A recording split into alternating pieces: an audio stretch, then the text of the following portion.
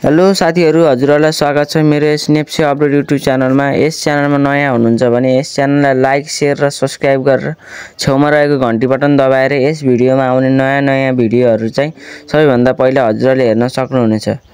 र अब आज सुरु गरौँ यस भिडियोतर्फ। क्रिस माइक्रो लाइफ इन्स्योरेन्सले चाहिँ जनरल पब्लिकको लागि भनेर मिति 2081 साल फागुन 22 गतेदेखि फागुनको 26 गतेसम्म भनेर सर्वसाधारणलाई आफ्नो हकप्रद शेयर निष्कासन जारी गरेको थियो। यस कम्पनीले जनरल पब्लिकको लागि भनेर 18 करोड 45 लाख बराबरको 18,45,000 किता शेयर चाहिँ निष्कासन गरेको छ। हामीले यस कम्पनीको प्रति किता 100 रुपैयाँको दरले 10 कितादेखि 10,000 कितासम्म चाहिँ हामीले आवेदन दिन सक्ने छौं। यस कम्पनीको शेयर चाहिँ हजुरहरुले मेरो शेयर मार्फत हजुरहरुले आफ्नो शेयर चाहिँ भर्न सक्नुहुनेछ। यस कम्पनीको प्रबन्धक तथा बिक्री व्यवस्था चाहिँ एनएमबीएस क्यापिटलले गरेको छ। यस क्रिस माइक्रो लाइफ इन्स्योरेन्स चाहिँ सर्वसाधारणको लागि भनेर चाहिँ शेयर निष्कासन गरेको थियो। अब हजुरहरुलाई लागिरहेको होला यस कम्पनीको शेयर चाहिँ कहिले बाँडफाँड हुन्छ भनेर यो भिडियोलाई चाहिँ अन्तिमसम्म हेर्नु होला। यो कम्पनीको शेयर चाहिँ चैतको 10 गतेसम्म बाँडफाँड गर्ने भनेर क्यापिटलले जनाएको छ।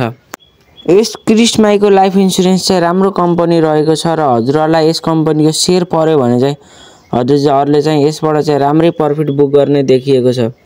किनभने यस अहिलेको उसमा हेर्नु पर्दा चाहिँ अहिलेको कम्पनीहरु चाहिँ यो माइक्रो लाइफ इन्स्योरेन्स कम्पनी चाहिँ एकदम माथि गएको देखिरहेको छ।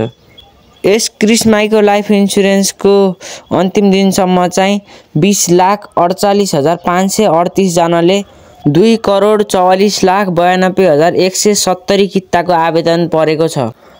हस्त साथीहरु, अब आजको लागि भिडियो यति नै। अब आउँदो भिडियोमा भेटौँला। अब हजुरहरुलाई कोलाई चाहिँ यस क्रिस माइक्रो लाइफ इन्स्योरेन्स कम्पनीको शेयर हाता पार्नु हुनेछ उहाँहरुले चाहिँ कमेन्ट गर्नु होला। र अर्को कुरा, आजदेखि खुलेको यस ओम मेगासिरी फार्मास्युटिकल लिमिटेड कम्पनीको आइपीओ निष्कासन भएको छ। यस कम्पनीको शेयर चाहिँ सबैजनाले भरेर चाहिँ आफूहरुले शेयर हाता पार्नु हुन भनेर अनुरोध गर्दछु। हस्त साथीहरु, यस च्यानलमा नयाँ हुनुहुन्छ लाइक, शेयर र सब्स्क्राइब गरेर घण्टी बटन दबाउन अनुरोध गर्दछु। हस्त साथीहरु, धन्यवाद।